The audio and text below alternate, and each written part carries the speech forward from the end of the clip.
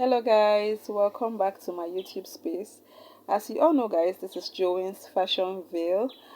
Thank you so much guys for stopping by. If this is your first time, please kindly hit on the subscribe button and also on the notification bell so that you get notified whenever I upload a new video. It just keeps popping up, okay? So guys, in today's tutorial, we'll be learning how to make this trendy bubu or trendy kaftan. And the unique thing about this kaftan is the waist fitness, both in front and at the back. It also has a front slit, and the neckline is just so cool. Okay guys, if this is what you're looking for, I'll simply advise you that you watch this video to the end. Don't just click out, okay? Just get the basics till the end. So guys, without wasting much of your time guys, let's get right into the tutorial and then go straight to the point.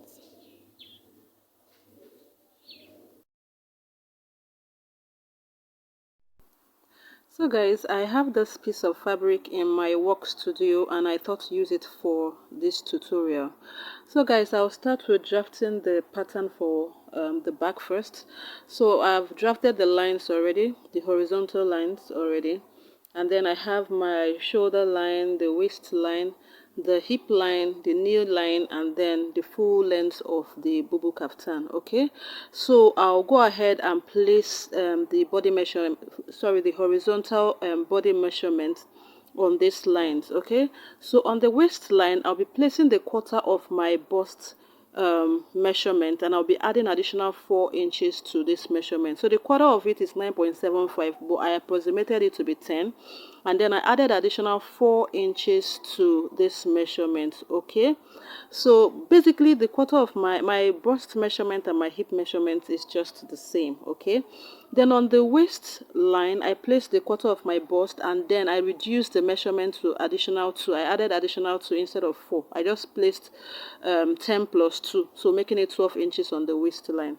And then on the hip line, on the knee line, I meant to say, what I simply did here was just to place the quarter of my hip measurement. Like I mentioned earlier, that my hip and my bust share the same measurement. So I just placed 10 inches there, and then I transferred the measurement down to the full length of the fabric. So virtually I have 10 there on the knee and 10 on the full length of the fabric, the bubu kaftan.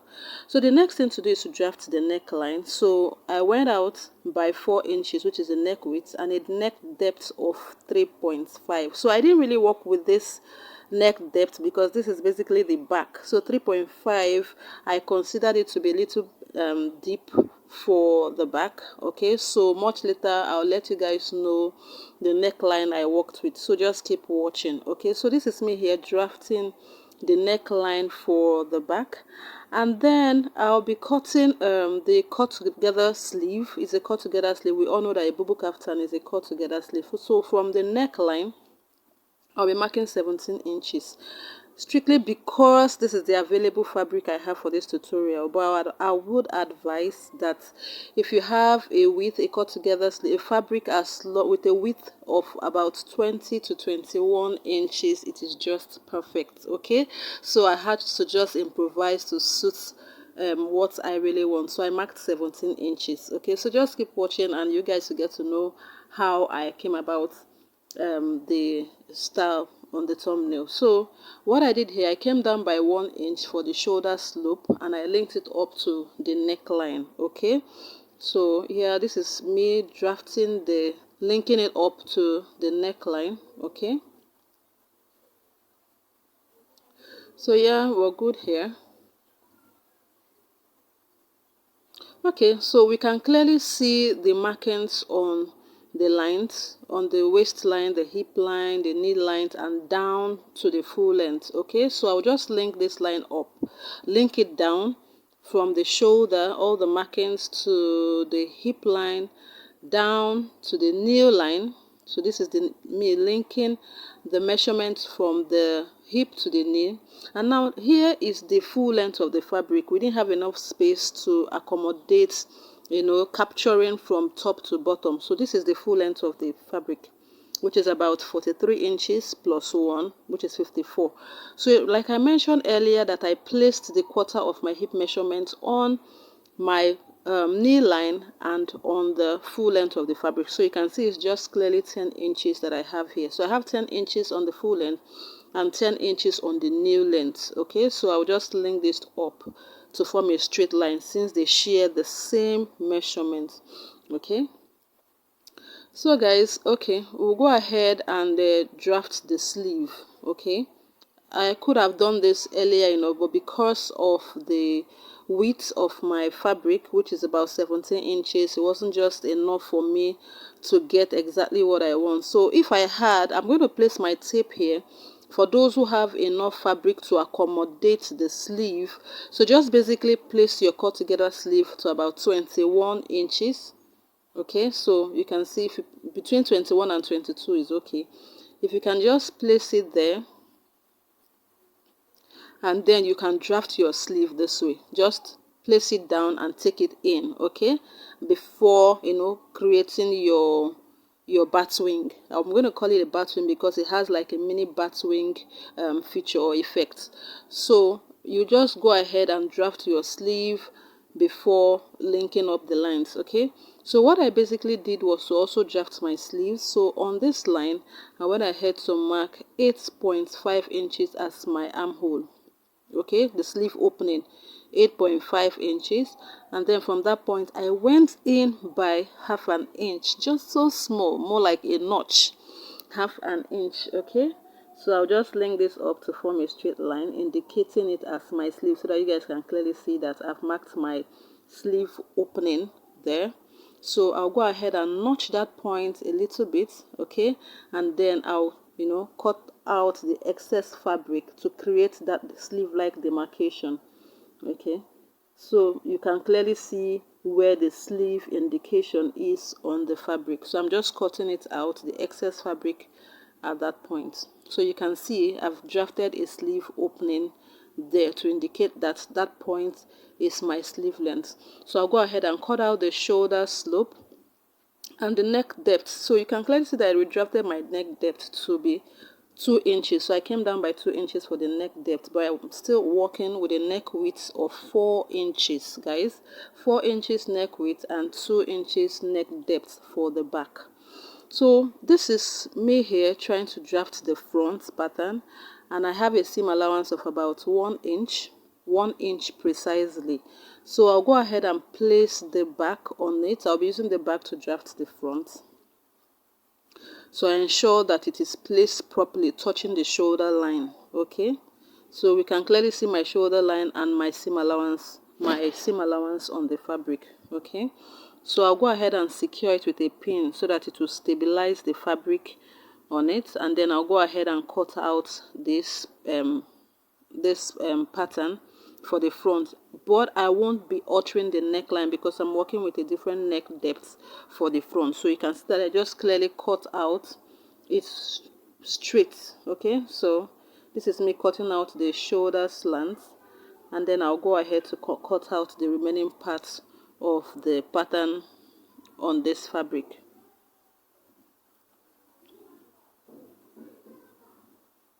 Okay, so I'll simply go ahead to cut this out. Make sure you indicate your armhole, don't forget, and then cut it out. So I'll do this off camera so that I don't bore you with the cutting, and then I'll come back to show you guys. So yeah, this is it.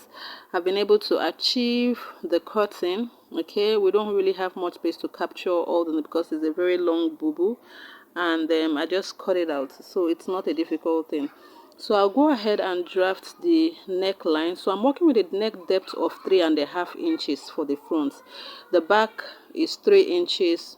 The front is 3.5. So sharing the same neck width of 4 inches, I'll go ahead and cut this out. Okay. So right here I'm drafting the neckline for the front. I'm using a free hand. If you're not good with free hand, you can go ahead and use your pattern master to draft your neckline. So whichever method that is convenient for you, you go ahead and do it. Okay, so after drafting the neckline, I cut it out, and then I'm opening the seam allowance for the front. Remember that there is a seam allowance of 1 inch. Okay, so I'll cut it open. So easy. Okay, so after doing that, I went ahead to join it Okay, so this is it. This is still the front pattern. So I just ran a straight stitch, securing the same allowance of the 1 inch. I ran a straight stitch straight down till the end. Okay, so from that point, this point of the front with the same allowance, I ran a temporary stitch here, more like a basting stitch of about 4 inches. Okay, you know it has a slit opening in front on the neckline. Then from that 4 inches downwards to my slit line, where I want my slit opening to be, I ran a permanent stitch in this region. There's a permanent stitch here. This is a pure permanent stitch there. Okay, and then from that slit line, from my slit line where I want my slit opening to be, I ran another temporary stitch, also known as a basting stitch. I'm sure we all know what a basting stitch is, like temporary stitch which you can open up. Okay, it just allows you to walk, to stitch close up and walk conveniently. So I went ahead to place a band so that at least my sleeve will be well pronounced. That cut was literally too small, so I just added additional band of 2 inches.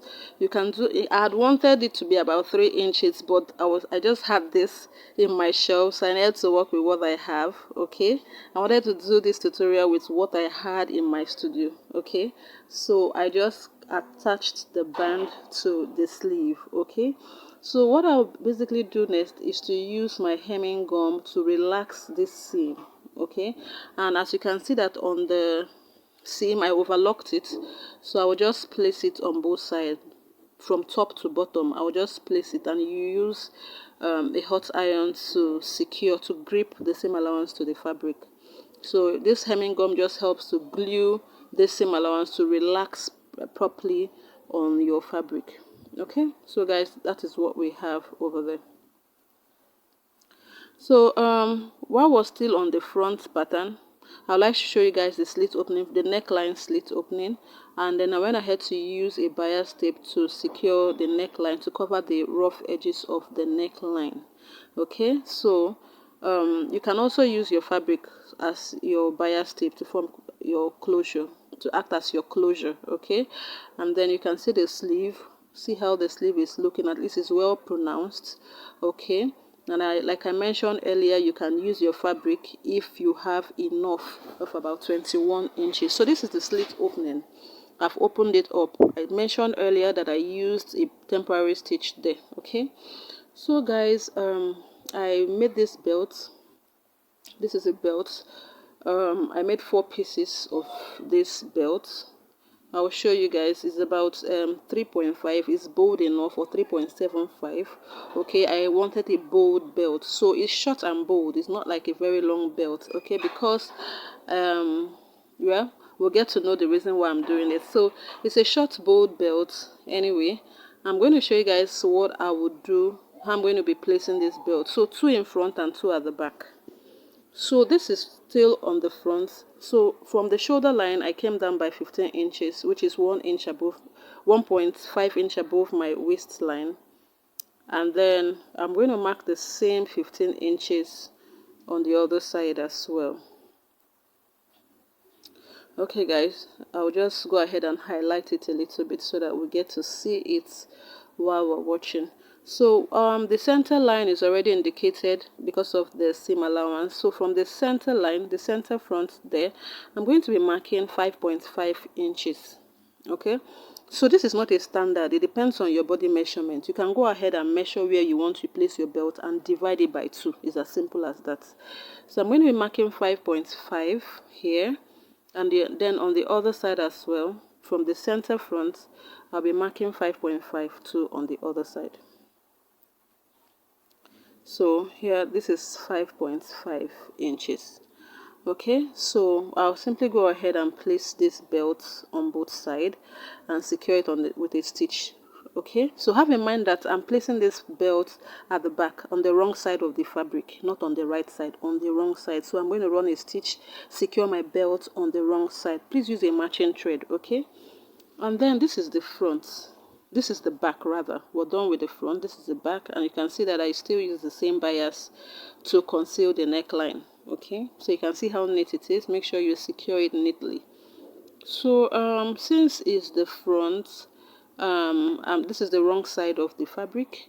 I'll still do the same thing what I did for the back. I'll go ahead and mark 15 inches, which is 1.5 inches above my waistline. So I'll mark it here,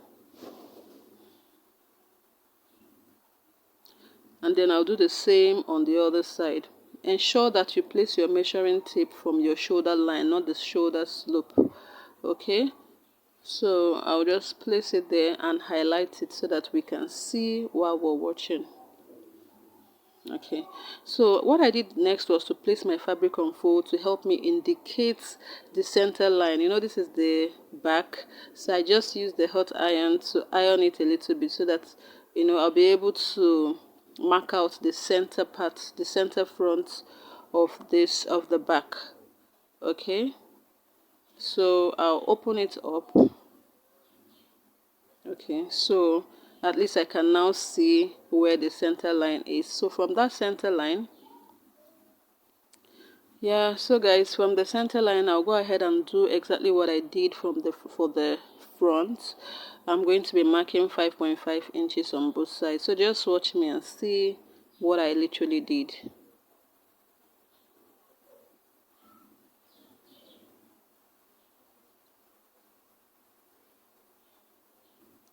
So guys, I'm marking 5.5 from the center front here, and then from that center line as well, I'll be marking another 5.5. Okay, so I'll be marking 5.5. Yeah, so since I've gotten what I want, this is the other belt, so I'll just go ahead and place it using the matching thread on both sides, and then I'll run my stitch. Okay, the reason why I'm placing it by the sides, I'm going to be tying the belt on the sides. When I place this belt for the front and the back, I'll be tying my belt. So, well, you can go ahead and tie your belt at the back. Place your belt just in front and then tie it at the back if you don't want any fitness at the back. But if you want a fitness in front and the back, just follow this method. Just place your belt, short belt, in front and the back so that you can tie it inside by the sides. Okay, so when you tie it by the sides, you get the fitness that you want. If you place it just in front, you get your fitness just in front and to be loose at the back. So I placed it right side facing each other, and then I ran my stitch. So guys, this is it, looking beautiful. Thank you so much guys for watching. I'll see you guys in my next video. Subscribe please. Thank you.